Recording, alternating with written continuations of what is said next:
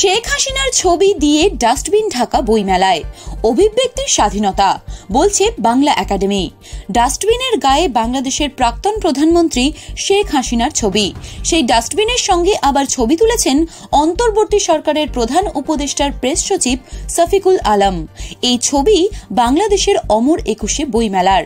বৈষম্য বিরোধী ছাত্র আন্দোলনের সমাজ মাধ্যমের পাতা থেকে সেই ছবি পোস্ট করা হয়েছে। যদিও এই ডাস্টবিন প্রসঙ্গকে মানুষের অভিব্যক্তি প্রকাশের স্বাধীনতা বলে ব্যাখ্যা করছে আয়োজক সংস্থা।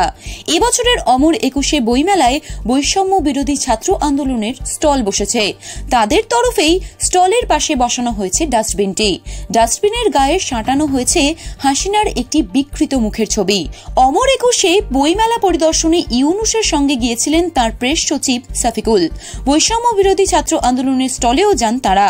সেখানে হাসিনার ছবি সহ ডাস্টবিনটির পাশে দাঁড়িয়ে ছবি তোলেন প্রধান উপদেষ্টার প্রেস সচিব। সঙ্গে ছিলেন সংস্কৃতি বিষয়ক উপদেষ্টা মোস্তাফা সরওয়ার ফারুকীও।